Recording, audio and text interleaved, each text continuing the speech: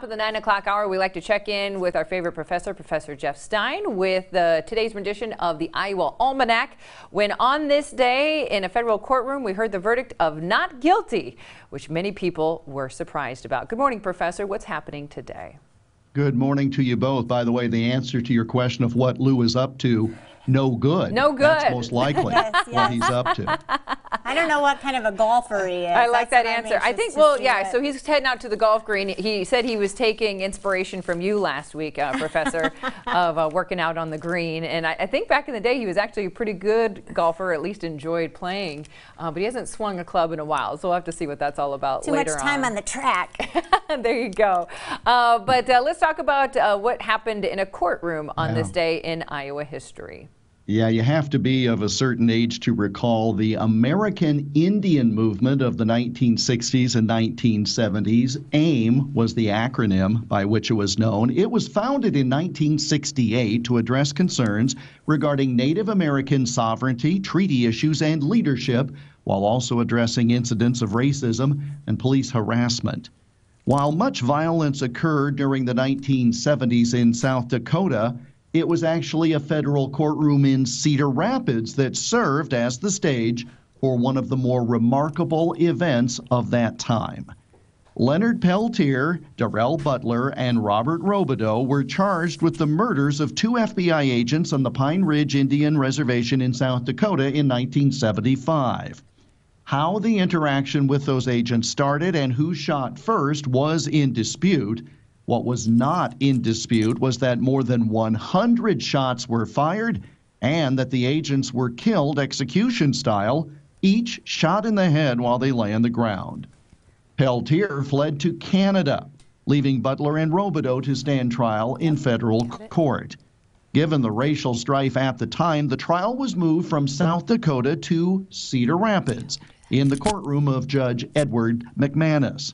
Now, the 2 men, Butler and Robideau, admitted they were present at the shootout and had exchanged fire with the agents, but they said they were defending their women and children from a pattern of federal abuse that would help explain their extreme behavior.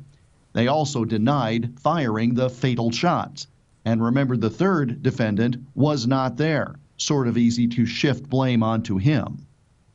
The flamboyant defense attorney, well known in American civil rights history, William Kunstler, represented the 2 in Cedar Rapids, and he showed a pattern of FBI misconduct in other prosecutions of AIM members, as well as tension between AIM and the FBI.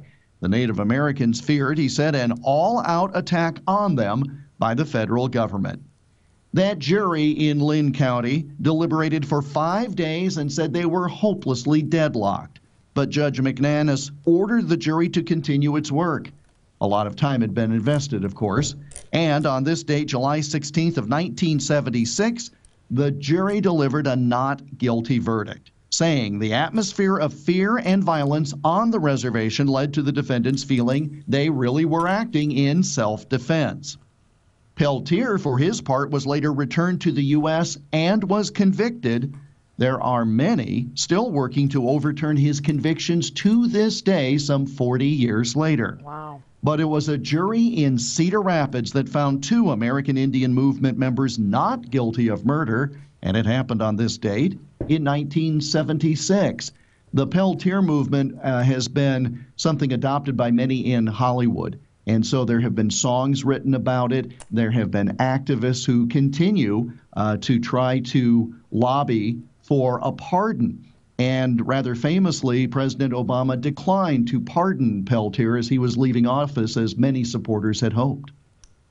Unbelievable story, and that history comes from right here in the great state of Iowa. Professor, if people want to follow along with this story again, as you said, people are still talking about it to this day. Maybe if they don't remember it back in the 60s and 70s, they're still remembering those stories that are being told, and they can follow along with the Iowa Almanac, correct?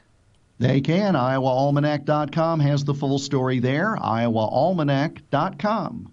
Wonderful. Thank you, Jeff. Always interesting. Yeah, thank you, Professor. Thank you so much. We'll be checking in with another great rendition of Iowa Almanac on tomorrow's show. We'll see you then. Thank you so much. Have a good day, ladies. You too.